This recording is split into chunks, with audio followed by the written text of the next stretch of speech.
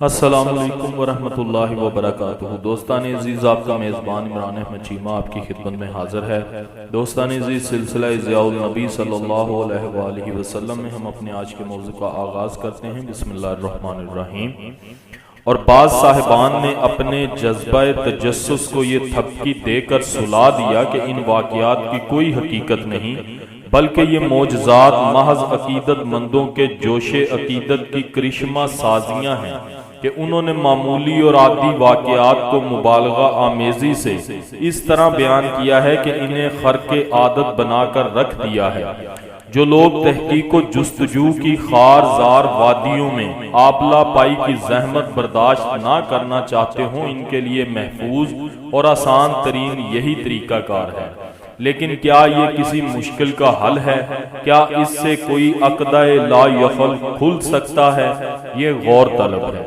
آخر میں ایک اہم مقالے کی طرف اشارہ کرنے کی اجازت طلب کرتا ہوں۔ معجزات کے بارے میں جناب محترم سر سید احمد خان نے ایک مفصل مقالہ لکھا ہے۔ اس کا خلاصہ یہ ہے کہ معجزہ اس وقت تک معجزہ نہیں ہو سکتا جب تک وہ قانون قدرت کے خلاف نہ ہو، کیونکہ اگر وہ کسی قانون قدرت کے مطابق ہوگا تو اس کا ظہور نبی کے علاوہ کسی اور شخص سے بھی ہو سکتا ہے۔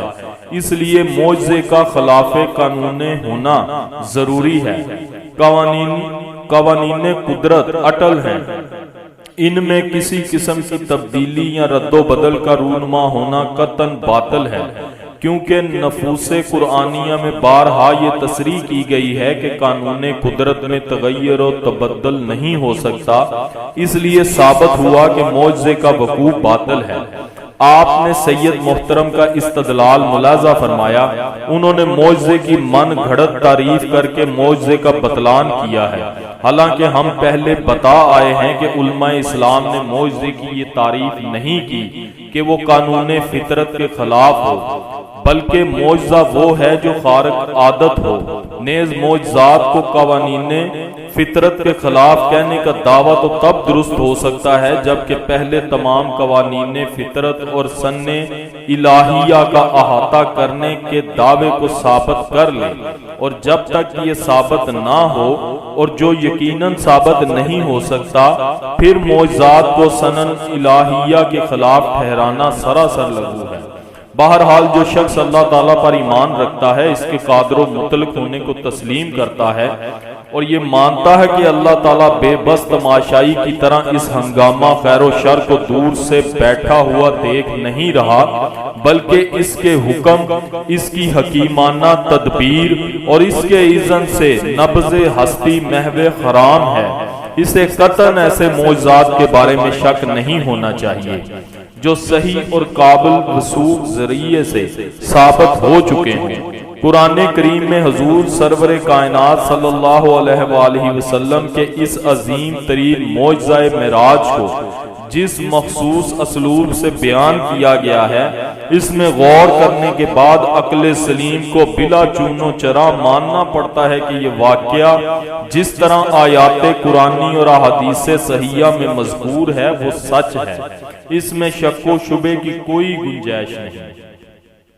واقعہ معراج کی اہمیت صرف اسی قدر نہیں کہ اس میں اللہ تعالیٰ نے اپنے محبوب بندے اور برگزیدہ رسول صلی اللہ علیہ وآلہ وسلم کو زمین و آسمان بلکہ ان سے بھی ماورا اپنی قدرت و کبریائی کی آیات بینات کا مشاہدہ کرایا، بلکہ اس میں ستم رسیدہ اس اہل اسلام کے لیے بھی ایک مجدہ ہے کہ شب غم اب سحر آشنا ہونے والی ہے۔ تمہارا آفتاب اقبال ابھی طلوع ہوا چاہتا ہے، شرق و غرب میں تمہاری ستوت کا ڈنکا بجے گا، لیکن مسند اقتدار پر متمکن ہونے کے بعد اپنے پروردگار کو فراموش نہ کرنا، اس کی یاد اور اس کے ذکر میں غفلت سے کام نہ لینا، اور اگر تم نے نشہ حکومت سے بد مست ہو کر نافرمانی اور سرکشی کی راہ اختیار کی تو پھر ان کے ہولناک نتائج سے تمہیں دوچار ہونا پڑے گا۔